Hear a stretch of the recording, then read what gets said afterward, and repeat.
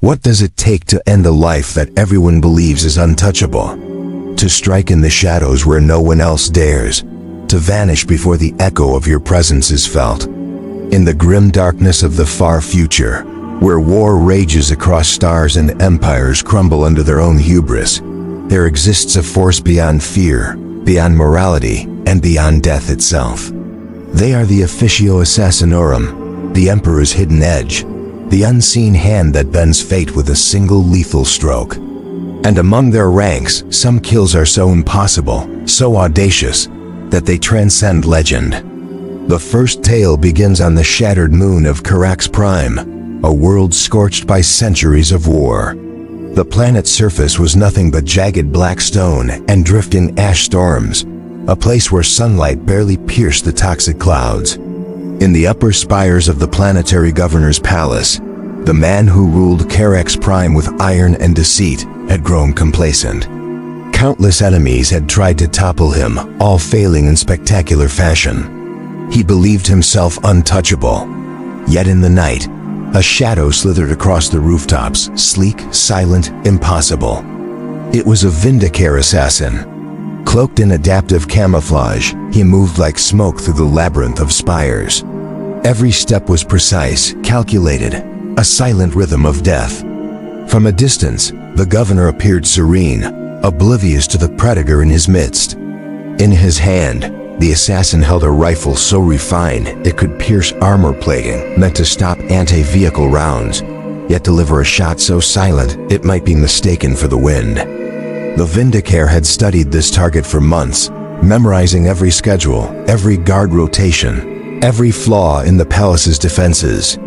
But it wasn't sheer observation alone that made him unstoppable. It was patience, the patience to wait while empires burned, to wait while the governor's arrogance grew fat and blind. And when the moment came, it was instantaneous. A single, precise shot, a heartbeat of death, and the governor collapsed mid-ceremony, leaving the court frozen in disbelief. No alarm had sounded, no struggle, no trace of intrusion.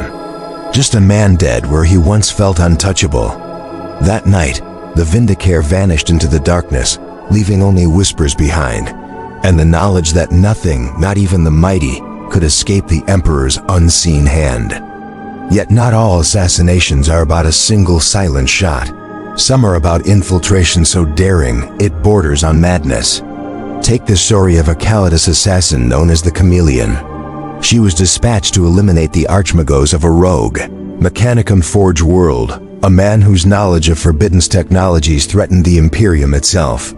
His palace was a fortress, wrapped in electrostatic defenses, patrols of servitors, and surveillance systems designed to detect even the slightest thermal fluctuation. To most, entry was impossible. To the Chameleon, it was an invitation. She adopted 100 identities before ever setting foot inside. Merchant, priestess, technician, each one meticulously crafted, down to the smallest detail of scent, speech, and gesture. Every interaction was a calculated performance, every glance a test of perception. Weeks turned into months as she wormed her way into the palace's inner sanctum, blending seamlessly into a world that was supposed to be impenetrable. When she finally reached the Archmagos, he was convinced she was one of his trusted aides, oblivious to the deadly intent hidden beneath flawless disguise. In a moment so ordinary it could be mistaken for mundane routine, she struck. A specialized blade whispered through flesh and circuitry, and the Archmagos slumped into silence, a man whose brilliance and hubris could not outpace death itself. And yet, some kills require not stealth, but the exploitation of human fear itself.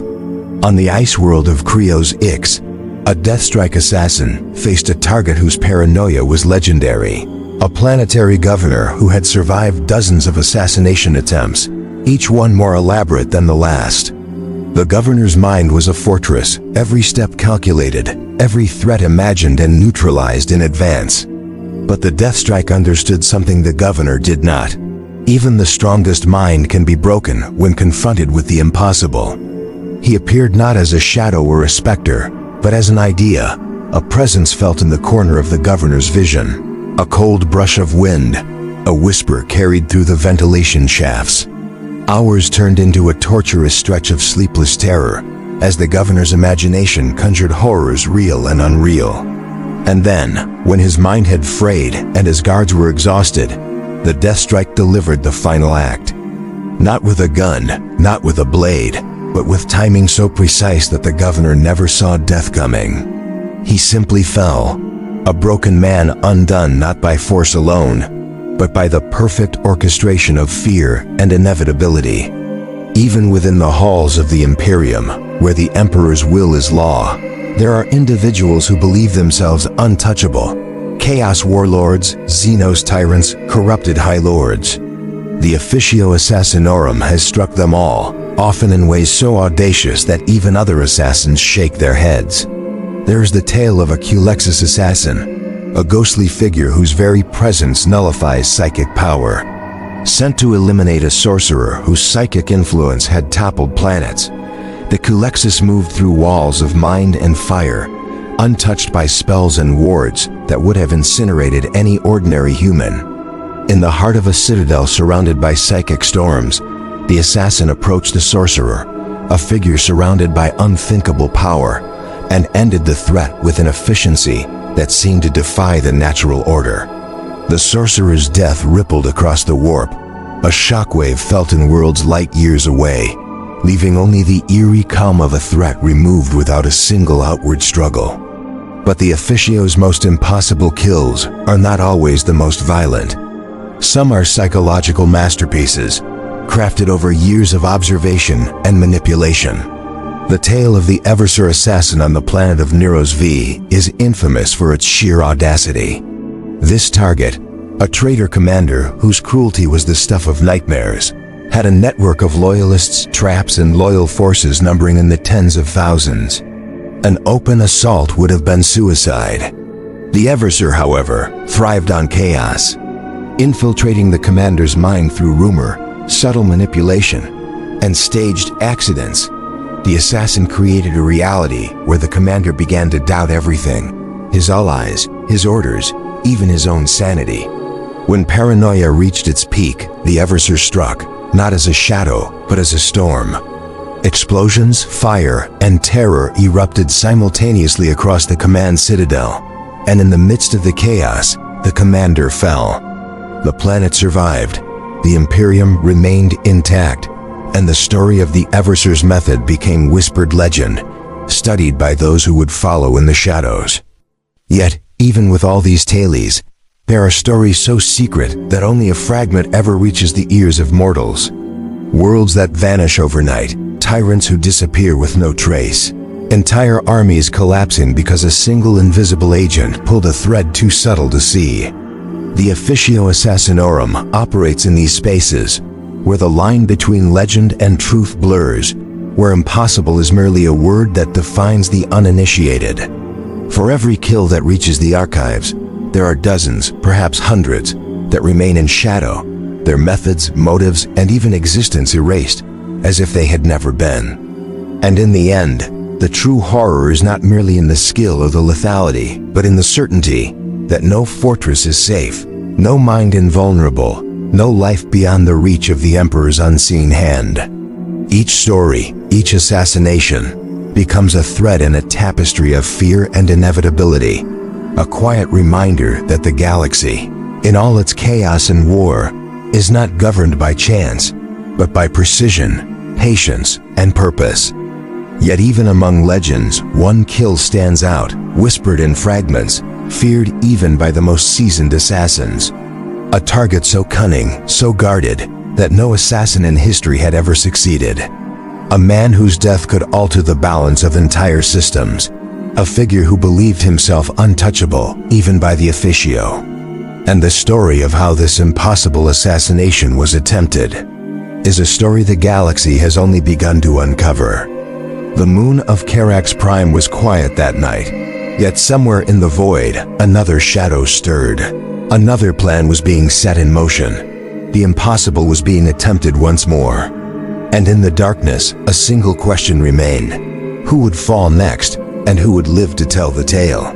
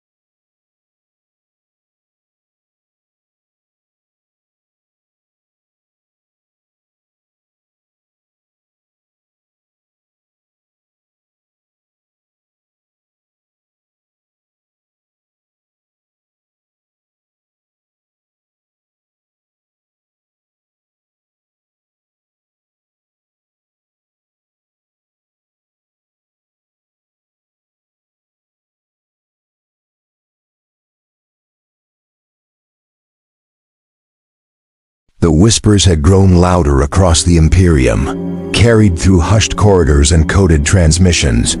A target so fortified, so cunning, that no one had even dared approach him for decades. And yet, the Officio Assassinorum had set its sights. In the void between stars, a small craft drifted silently toward the planet of Obsidian Reach, carrying an assassin unlike any seen before. A master of patience, a ghost in flesh, whose reputation alone caused hardened governors to tremble. The planet was a fortress world, a bastion of steel and ash, its surface dominated by towering spires of blackened obsidian and spiraling factories that belched smoke into the thick, acidic atmosphere. The target, a former planetary governor turned warlord, had turned the planet into a labyrinth of death. Anti-orbital turrets circled every city, mechanized patrols scoured the plains, and psychic wards shimmered like molten glass over every palace and citadel. To breach it would be madness to anyone without the training of an officio assassin. Inside the craft, the assassin moved like liquid, muscles coiled, senses sharpened to a superhuman acuity. Every panel, every rivet, every sensor had been studied months in advance. There was no haste, no recklessness, only the deliberate choreography of an agent who had learned to wait, to observe, to anticipate. The target's defenses were a symphony of arrogance and paranoia, yet even the most meticulous orchestration faltered in the presence of one who had mastered the unseen. The first step was infiltration. The assassin descended into the planet's atmosphere within a pod designed to mask all thermal and electromagnetic signatures. As the pod pierced the clouds, Obsidian Reach's surface unfolded like a painting of desolation and industry, the shadows of its spires stretching across molten plains. Below, mechanized sentries scuttled like insects, their optics scanning for threats that would never be seen. The assassin emerged in the dead of night, a figure indistinguishable from the darkness around him. Moving across rooftops slick with acid rain, he observed the target's routines, noting every pattern with the precision of a predator and the patience of a saint. There were moments when the city seemed still, as if holding its breath, and in those pauses, the assassin felt the weight of the task ahead, a mission that demanded absolute perfection. One slip, one error, and the entire operation would collapse. Weeks passed in silent surveillance. The assassin watched as the warlord's paranoia deepened, his schedule tightening, his trust in aides evaporating. Guards were replaced with automatons, walls were reinforced, psychic wards pulsed with protective energy. Every layer of security was a challenge, a puzzle designed to ensnare the unprepared. But the assassin had prepared for every eventuality, memorized every patrol, and internalized every defense mechanism. The impossible was slowly becoming possible. And yet, in the shadows of this fortress, new complications emerged. A rival warlord had also set their eyes on Obsidian Reach, their forces gathering beyond the planet's orbit. The assassin's careful plan now required an additional layer of improvisation. Not only must he penetrate defenses, he must act before the chaos of a larger conflict erupted. Timing, as always, was everything.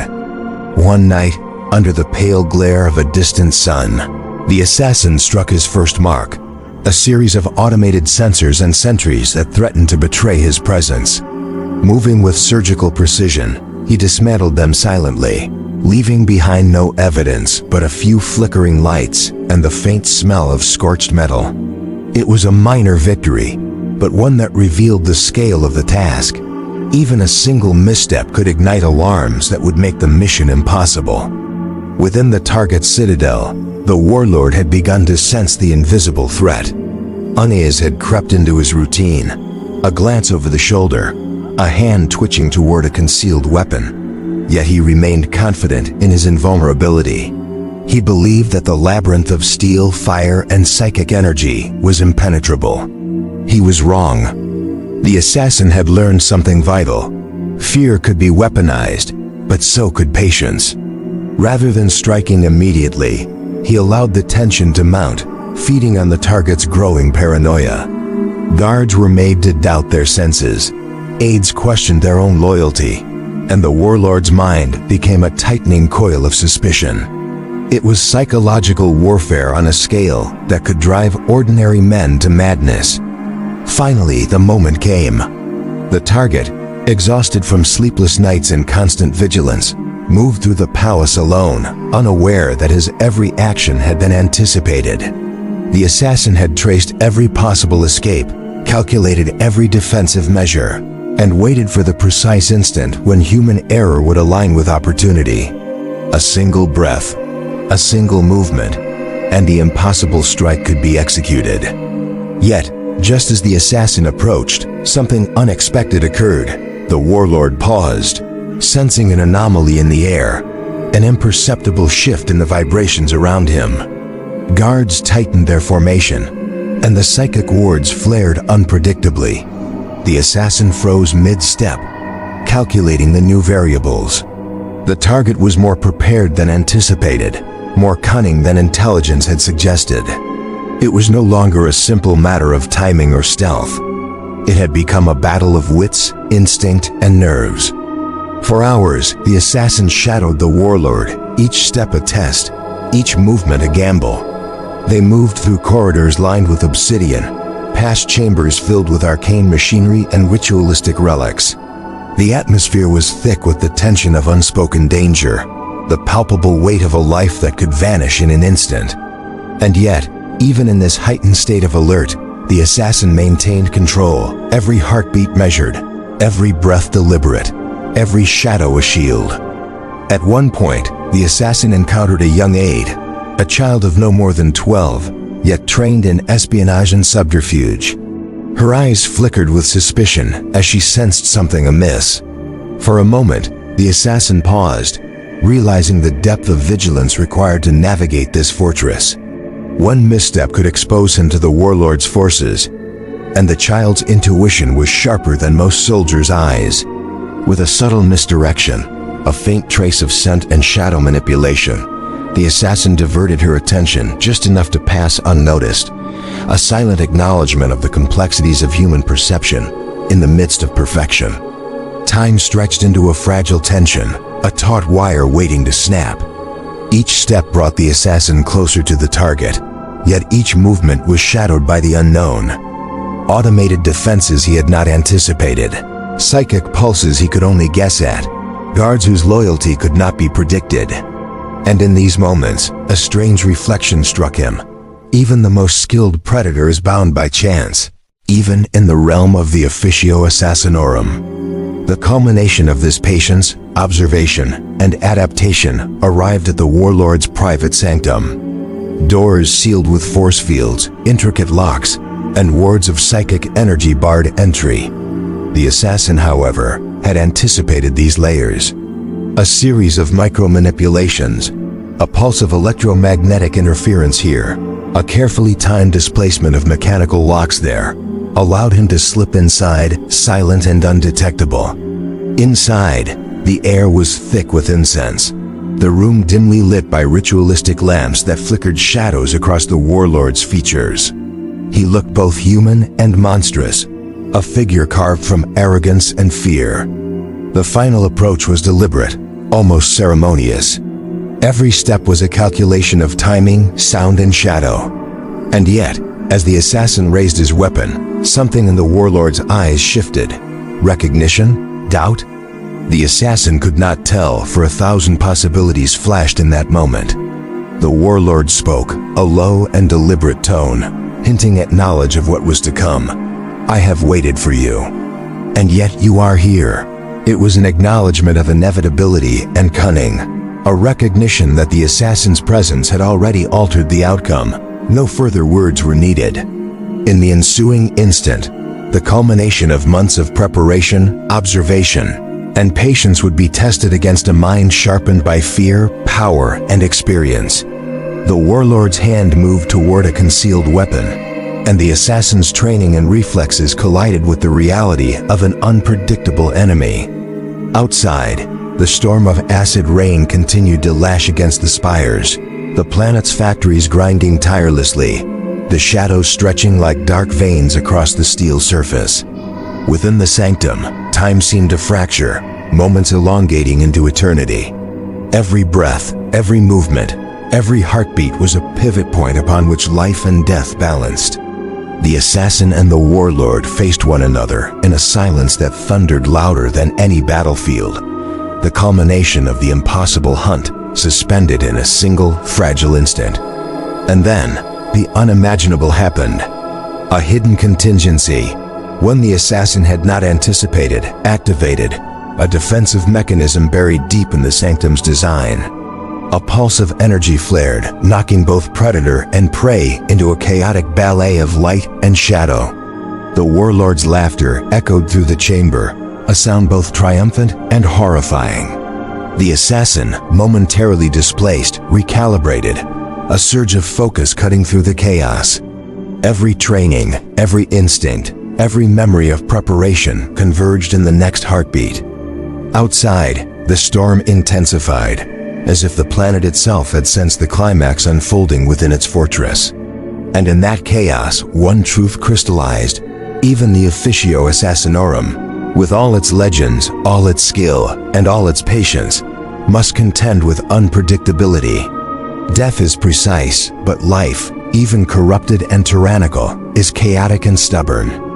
As the energy pulse subsided, both figures paused, shadows stretching across the chamber like fingers of fate. And in that pause, the assassin realized the gravity of what lay ahead, that the culmination of the impossible was no longer just a matter of skill, but of improvisation, of adaptation, and of confronting a foe whose cunning matched the deadly artistry of the Emperor's hidden hand. The storm outside raged on, and within the chamber, predator and target regarded one another across a chasm of tension, each aware that the next moment could decide not just a life, but the fate of entire systems. The impossible kill had become a confrontation, a test of wits and reflexes, and the outcome remained uncertain. And in that moment, the assassin understood the truth that shadows conceal. Even legends can be challenged, even perfection can falter, and even the Officio Assassinorum may face a test that transcends everything they have ever known. The next move was coming, and when it did, it would either seal the impossible kill or shatter the myth forever.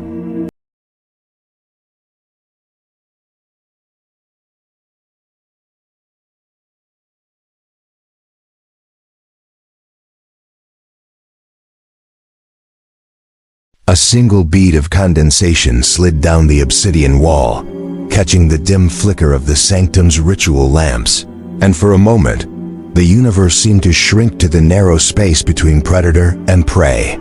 Outside, Obsidian Reach continued its ceaseless howl of acid rain and grinding machinery, but within the chamber, time became elastic, stretching seconds into eternities. The assassin's senses, already honed beyond ordinary human limits, strained to encompass every detail. The subtle tremor in the warlord's hand, the faint hiss of machinery hidden behind panels, the way shadows curved unnaturally along the floor, as if the darkness itself were aware of his presence. The warlord's eyes were not simply calculating, they were studying him, probing the assassin's resolve, weighing not just skill but intent. This was no ordinary confrontation. The Officio Assassinorum rarely encountered foes who could anticipate, who could manipulate, who could turn patience into a weapon against its wielder. And yet here, in this chamber lined with black metal and arcane runes, that was exactly what he faced. The assassin's mind, trained to adapt, began to map every possibility, every permutation of outcome. He recognized the faint signature of an energy pulse beneath the warlord's throne, one capable of disrupting neural patterns in a radius that could render a human unconscious or worse. He recalculated his trajectory. Every step forward was now an exercise in anticipation, a mental ballet of danger and opportunity. And for the first time in months, he felt a flicker of doubt, not fear, not hesitation, but the subtle awareness that perfection might not be enough. It was a vulnerability he had learned to live with, yet rarely encountered. The warlord spoke again, his voice a rasp that echoed across the chamber, laced with amusement and menace. You think you have observed me, traced my patterns, anticipated my moves. Yet you are but a single line in a story I wrote decades ago. The words carried more than arrogance, they carried truth. Somewhere beneath the layers of palace defenses, surveillance, and psychic wards, the warlord had set contingencies that the assassin had yet to uncover. For a moment, the assassin paused, allowing himself a breath that was more than physical. Memory and strategy converged, running through his training at a speed faster than thought, yet slower than instinct. He realized then that the mission had changed. The target was not simply to be eliminated, he was a puzzle, a force of will that could bend even the most lethal agent to uncertainty. And puzzles, even for the officio, demanded improvisation beyond preparation. Shadows shifted as the warlord moved, and with each motion, the sanctum seemed to react. Panels sliding, hidden compartments opening, mechanical tendrils writhing with the subtle menace of automation fused with artistry.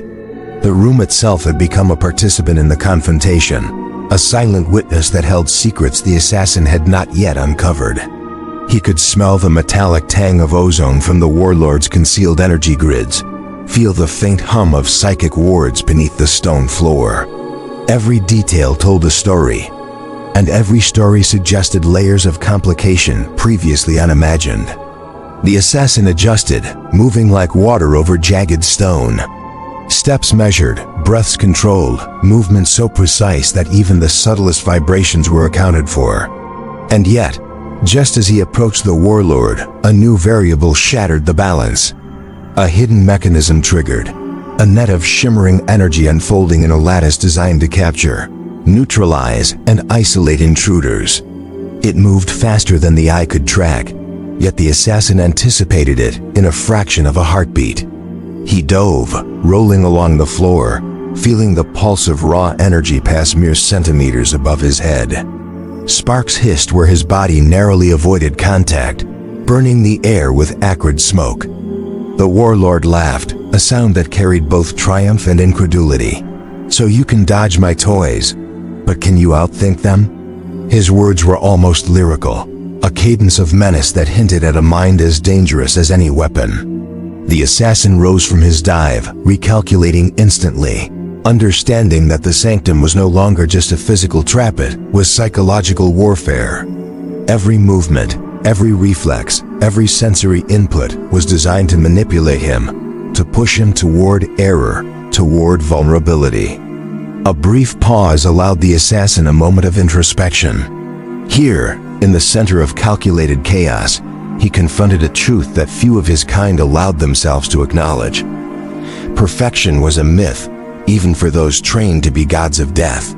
The human mind, bound by instinct and perception, could always be tested, challenged, and occasionally overwhelmed. And yet, the assassin had learned that even when confronted with impossibility, clarity could emerge, not from certainty, but from focus and understanding. He shifted tactics. No longer was he simply a predator closing on prey. He became part of the environment, a shadow among shadows, anticipating the anticipations, predicting the unpredictable. Every flicker of light, every faint hiss, every slight movement was recorded in memory and interpreted with lethal precision. The warlord moved again, stepping toward what he believed was a trap laid for the assassin. In truth, it was a counter-trap, a subtle reversal that turned the room into a mirror of expectation. And then, as if the universe itself had conspired to reveal the next layer of truth, the warlord's attention faltered. Perhaps it was exhaustion, the creeping paranoia that months of vigilance had nurtured, or perhaps a miscalculation, a recognition that, despite all defenses, a force existed beyond his full comprehension. In that moment, the assassin saw an opening, a fraction of a heartbeat where instinct and opportunity converged. Yet, just as he moved to exploit it, the warlord's hand revealed another secret, a weapon concealed in the fold of his robes, one that no sensor, no observation had previously detected. Energy flared in a concentrated beam, slicing across the sanctum in a blaze of blue-white light. The assassin rolled, narrowly avoiding a strike that could have ended him instantly. Sparks flew, metal groaned, and the shadows fractured, revealing the sanctum in stark relief. And in that chaos, a realization struck him. The warlord had anticipated not just intrusion, but intrusion by an assassin of his caliber.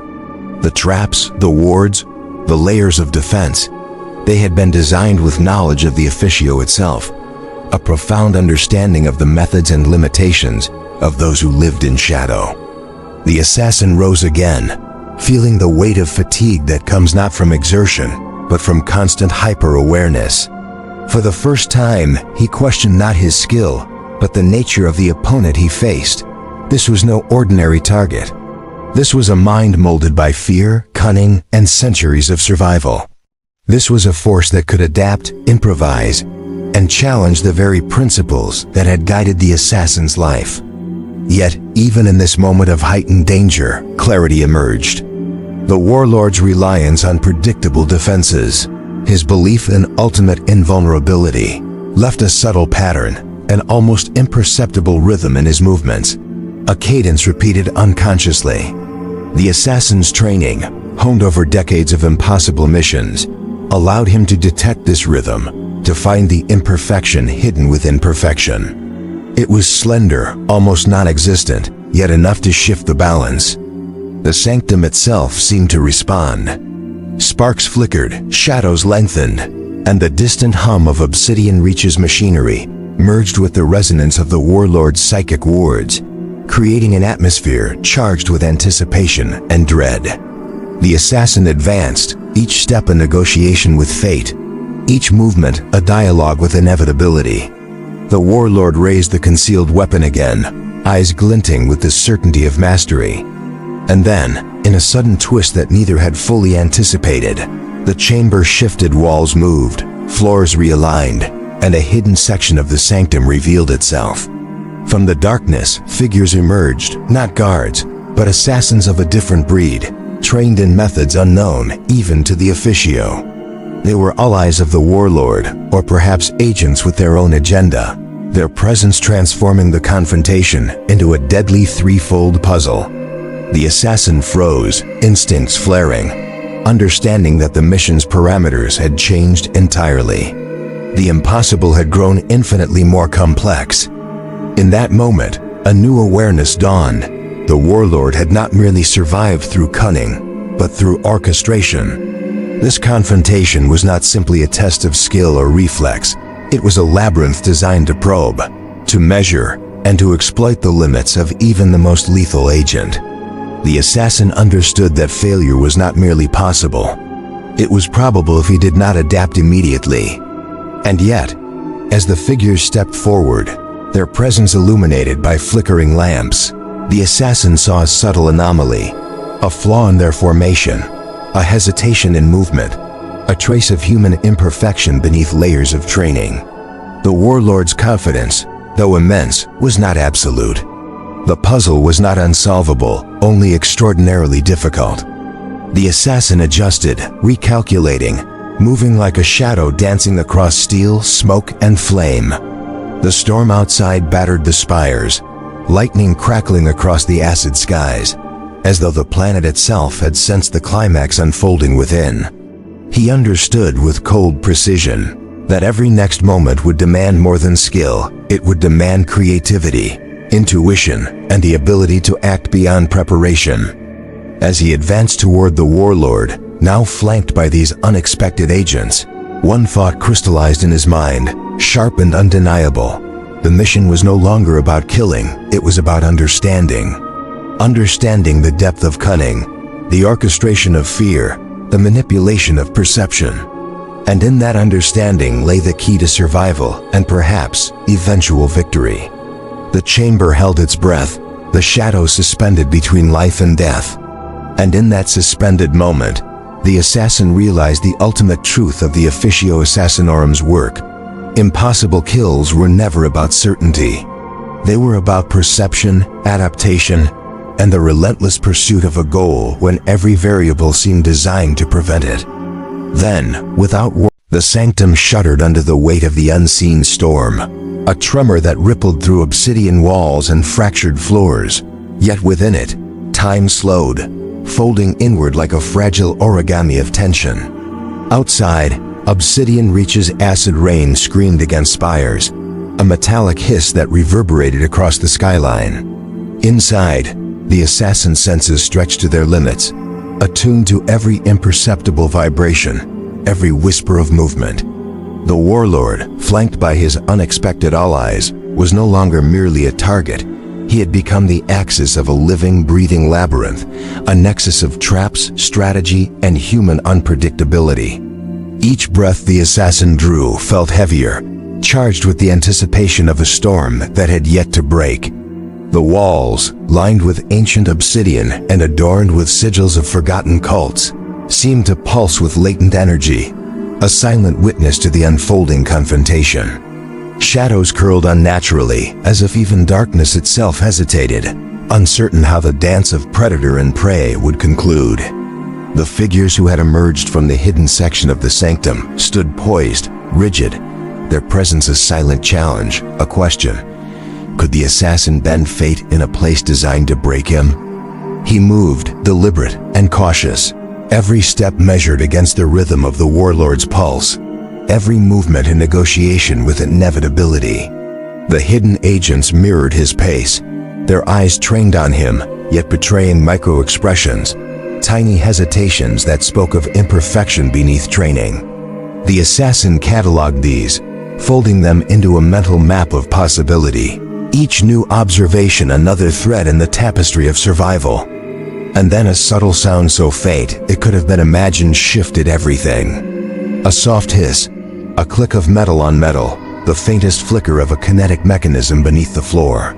The warlord's lips curled, a thin smile barely perceptible, and the assassin knew. This was no ordinary countermeasure. It was the next layer, the escalation hidden in plain sight. Time accelerated. The floor beneath the assassin's feet shivered, releasing razor-sharp filaments from the walls, cutting through shadows and air. Sparks lit the edges of his vision as he dove, narrowly avoiding the lethal strands. The chamber erupted in a ballet of light and shadow, each movement choreographed by the warlord's understanding of his opponent, each pulse a test of nerve and reflex. The assassin's heart, though disciplined, pounded like a drum signaling an approaching battle. He rolled across the floor, sliding along the polished obsidian, senses burning with heightened acuity. Every detail screamed danger, the hiss of mechanical traps, the subtle shimmer of psychic wards, the almost imperceptible vibrations of hidden explosives. The warlord's voice rose, layered with amusement and command. Do you see now, Hunter? The labyrinth was never mine, it is yours, if you can survive it. The words struck with the weight of insight. The assassin realized that the warlord's power lay not only in weapons or wards, but in understanding. He had engineered the room, the traps, even the unexpected agents, to test an opponent, to measure their limits, to turn skill against itself. For the first time, the assassin understood the depth of the challenge. This was not merely a kill. It was an examination, a crucible designed to reveal not just ability, but perception, intuition, and resolve. Pausing briefly behind a fractured wall of obsidian, the assassin allowed himself a moment of reflection. He recognized the psychological architecture of the battle. Fear had been weaponized, tension meticulously calibrated, every misstep anticipated. It was not enough to survive the physical threat. He had to navigate the emotional and mental labyrinth, to remain steady when chaos threatened to unravel everything he had prepared. Each pause, each decision, became a fulcrum, the balance between life and death, victory and annihilation. Movement resumed.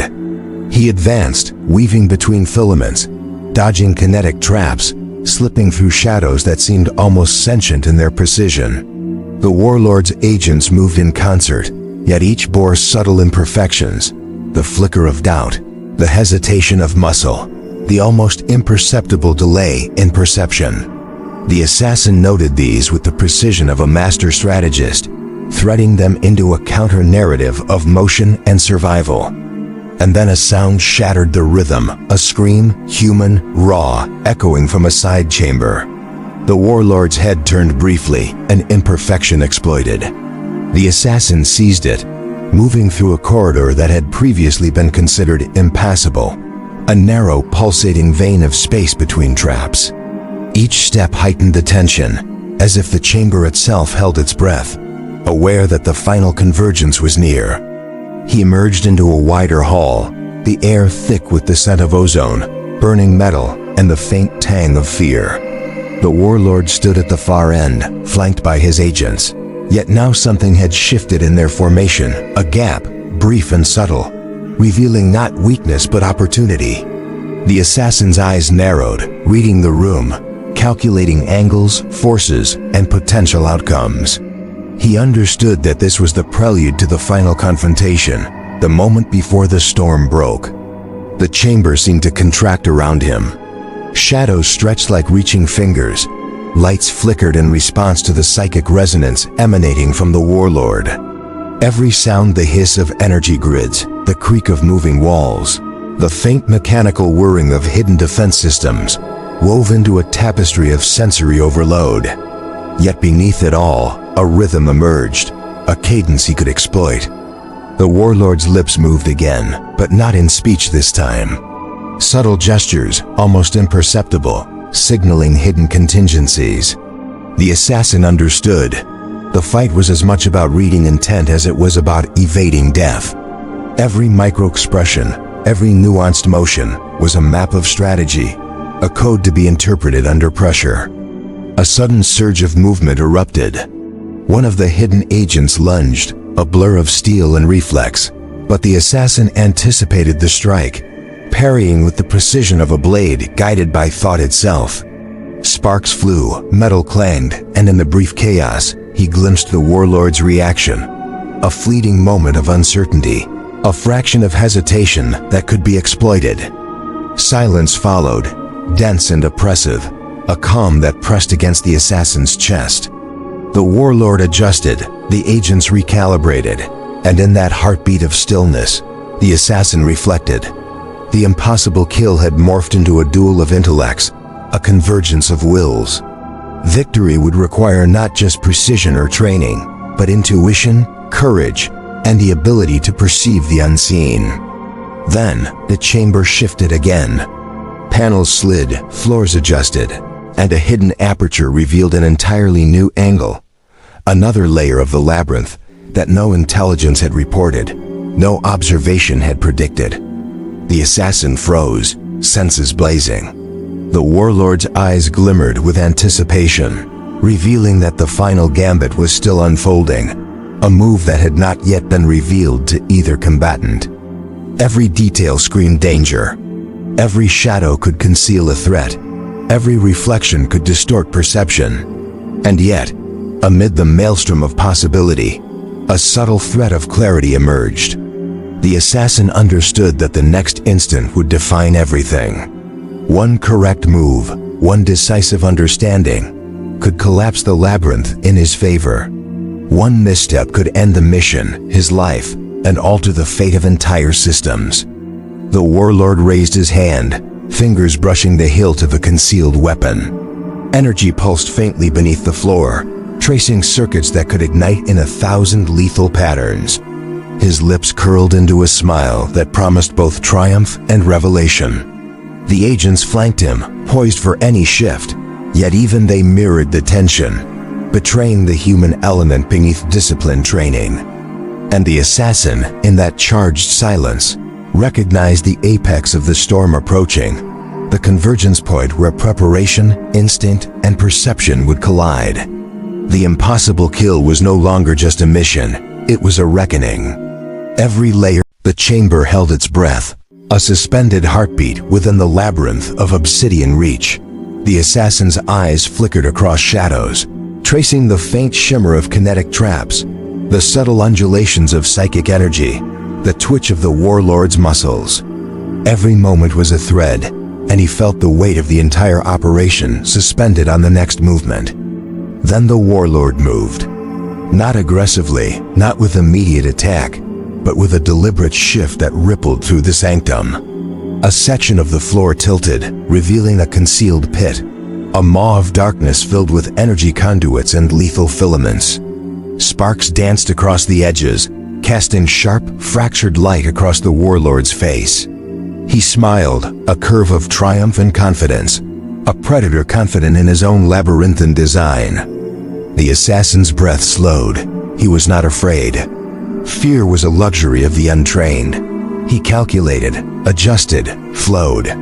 His body became a map of anticipation, every muscle coiled, every thought synchronized with instinct. He leapt, rolling across the tilted surface, the filaments hissing inches above his head. Sparks cut the air, slicing the darkness with violent precision. He landed, barely. The warlord's laughter reverberated across the chamber, a sound both human and monstrous. "Impressive," he said, voice low and almost musical in its menace. "But this is merely the first lesson." A surge of energy swept across the room, the hidden agents moving with fluid precision, closing in like shadows given form. The assassin's mind raced, threading every calculation, every perception, every potential action. Time slowed, expanded. A single wrong step, and it would all end in fire and death. And then he saw it, a flaw, tiny, almost imperceptible. A shift in one agent's stance, a misalignment of wrist and shoulder. Human, vulnerable. The assassin exploited it immediately, moving in a blur, disabling the agent before it could strike. Steel met steel, a spark, a gasp.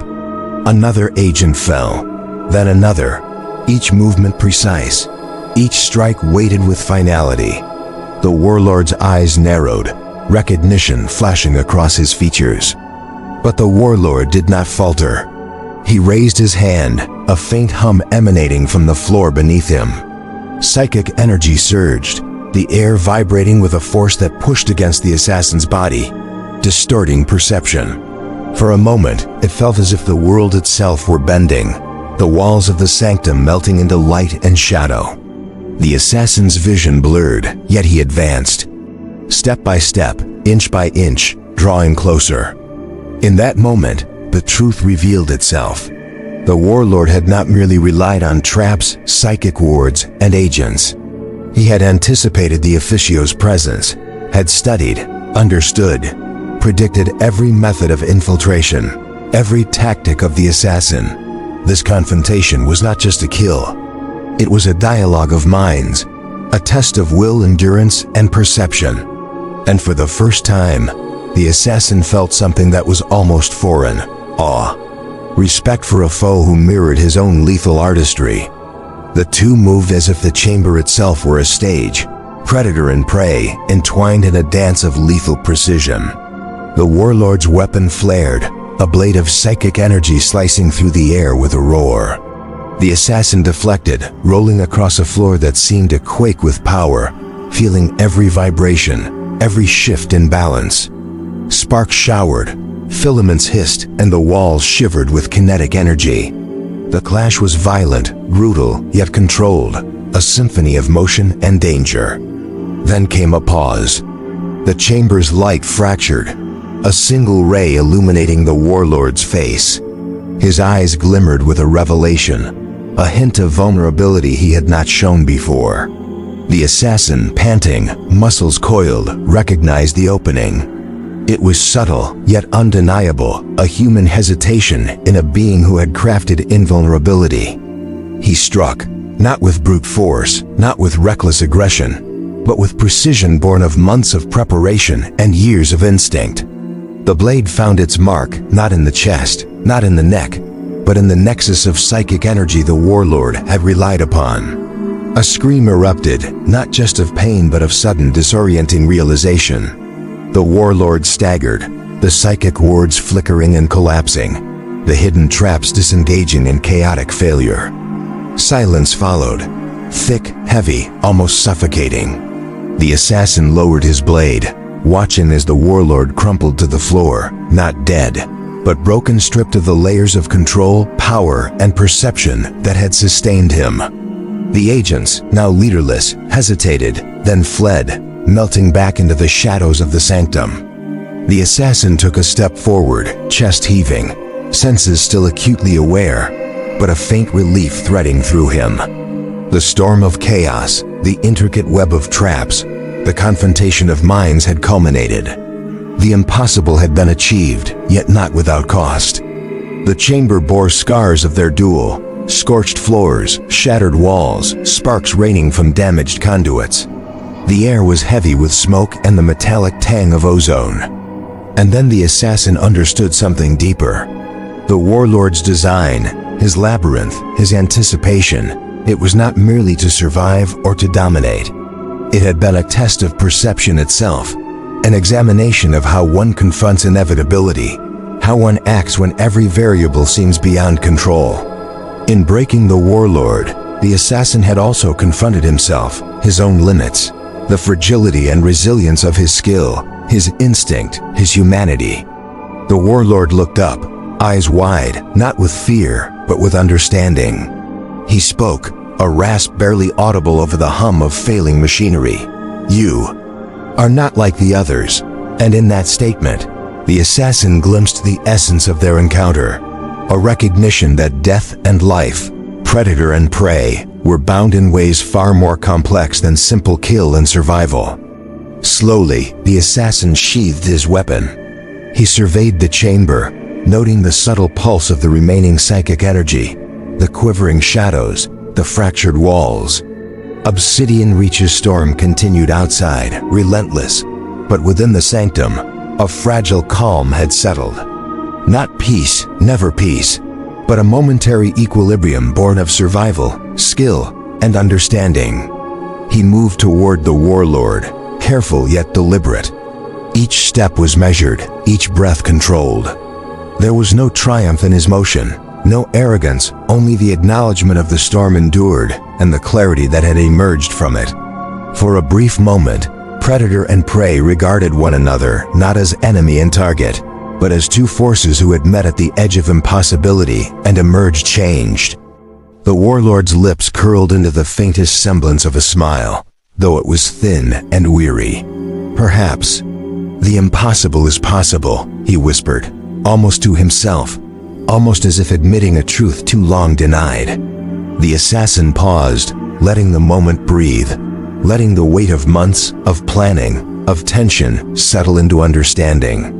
The chamber, scarred and trembling, seemed to exhale with them, the shadows relaxing, the air clearing, the psychic hum fading. Yet even as the immediate threat diminished, the assassin knew the larger storm was far from over. Obsidian Reach itself was a crucible, a world of consequences that stretched far beyond this chamber. The warlord's defeat here would ripple outward political, psychological, and strategic tremors that would reshape systems, alliances, and perception of power. And the assassin, having reached the apex of the mission, felt the pull of this larger reality.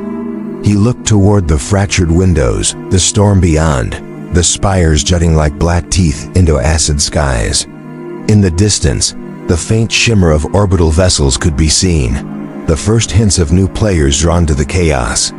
The mission had reached its zenith, yet it had also revealed a new complexity.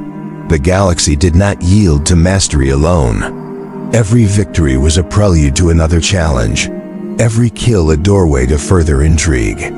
The warlord shifted, attempting to rise, but the assassin's presence, silent and deliberate, pressed him back into the shadows of his failure. For a fleeting moment, they existed in a shared understanding. Both had tested limits, both had confronted the impossible, and both had been changed.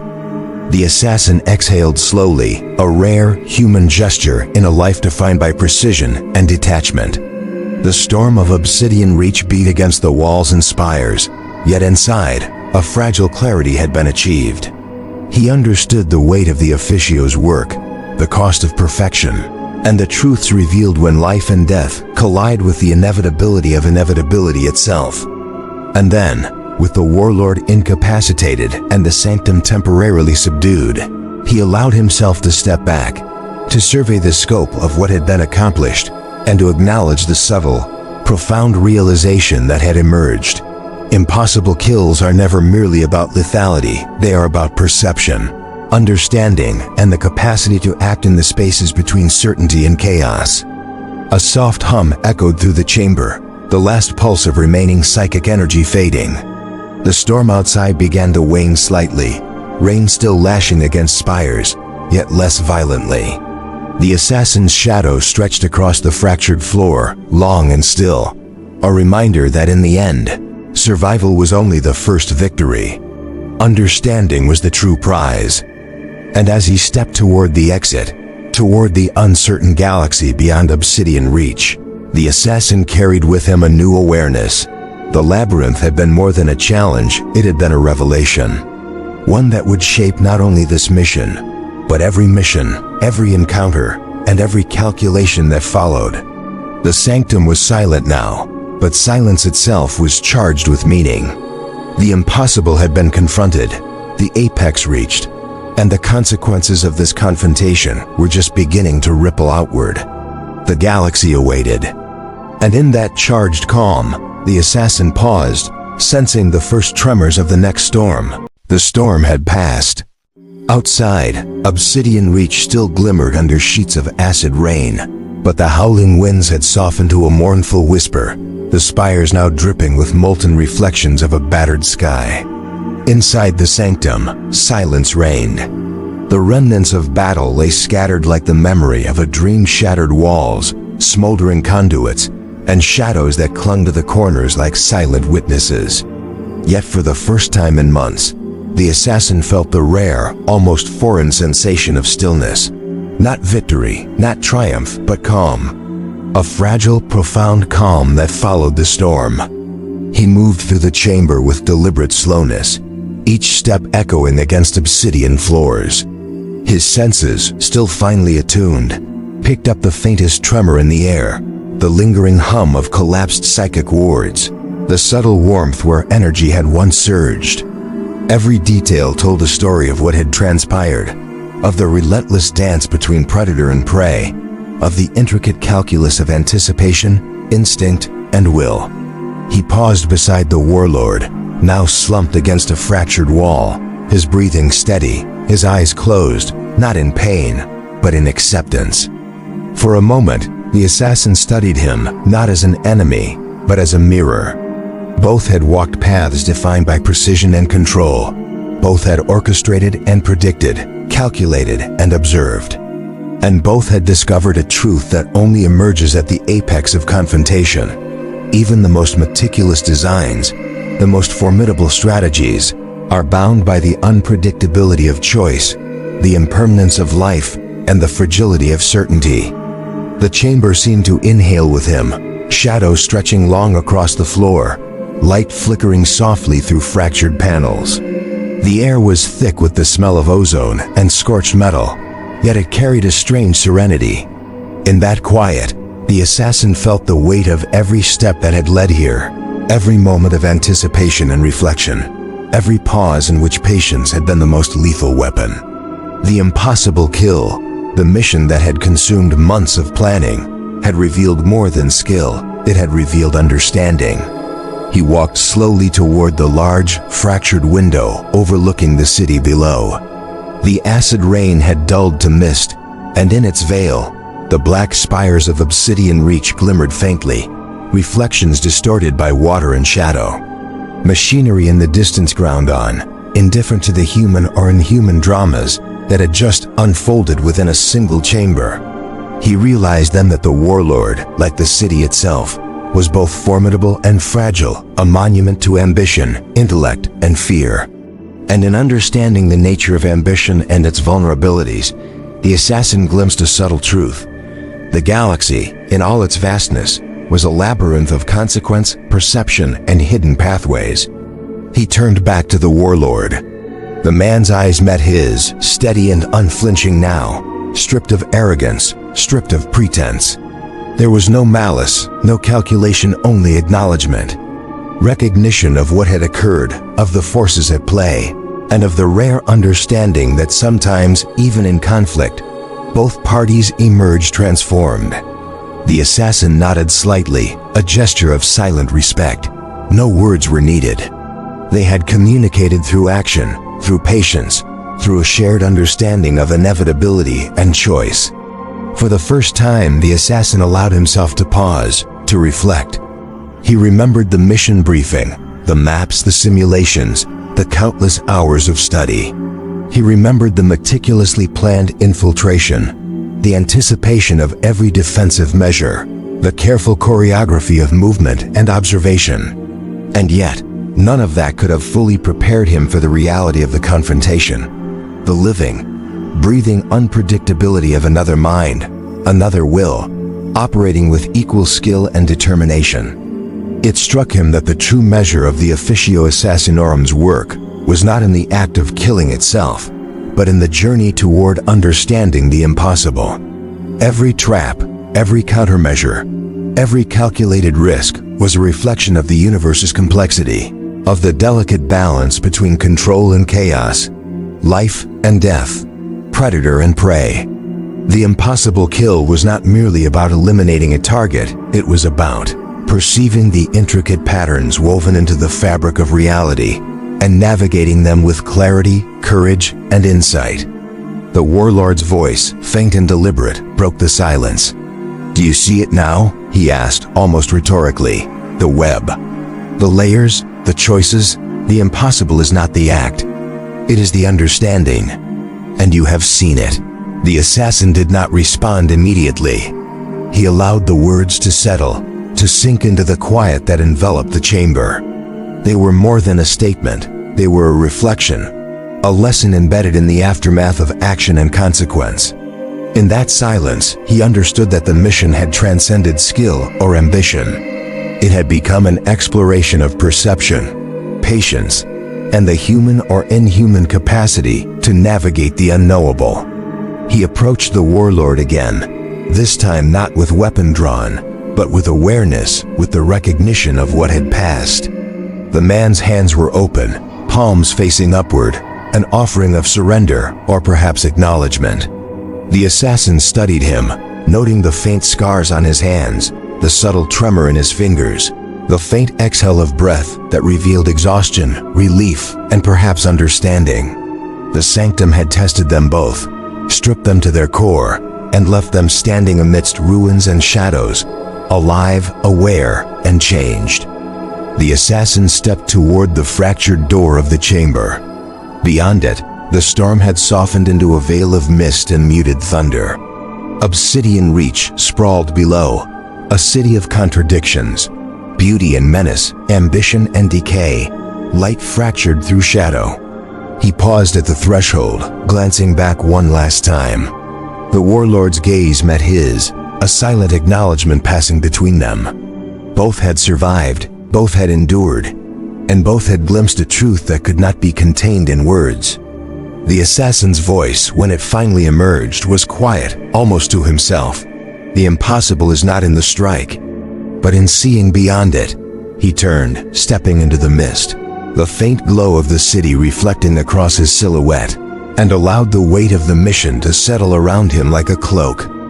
As he walked through the streets of Obsidian Reach, now quiet beneath the softened storm, he saw the consequences of the confrontation radiating outward.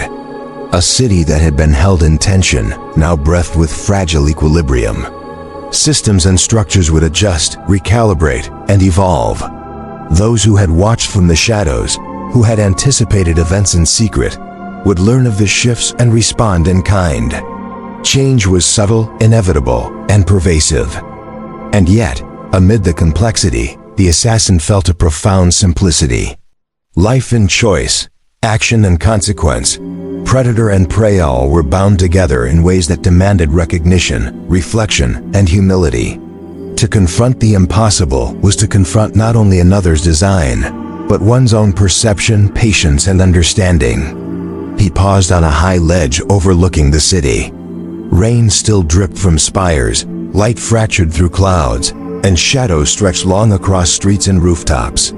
The warlord's labyrinth, the trials of the mission, and the culmination of months of preparation now existed as a memory etched into stone and shadow. He understood that the Officio Assassinorum's legacy was not merely the elimination of targets, but the pursuit of clarity amidst chaos, insight amidst danger, and understanding amidst the unknowable. And in that moment, he asked himself not aloud, but in the quiet spaces between thought and perception, what does it mean to act when every outcome is uncertain? What is the measure of skill when the impossible itself shifts with awareness and will? The questions lingered, heavy yet illuminating, as he disappeared into the mist, leaving the sanctum, the warlord, and the storm behind. The city exhaled, shadows retreating into corners, mist softening the edges of spires and streets. And somewhere, beneath the layers of steel, stone, and reflection, the echo of the encounter remained a silent testament to the intersection of preparation, perception, and the indelible mystery of possibility. The assassin walked onward, the storm behind him fading into memory, the impossible understood yet never fully conquered. The labyrinth had been navigated, the apex reached, and the truth glimpsed, that in every confrontation, every mission, and every choice, there exists a space where perception, patience, and understanding converge, and where the impossible becomes a mirror for the self. As obsidian reach faded beneath the mists, one final thought lingered, quiet and profound. What is the measure of mastery when the universe itself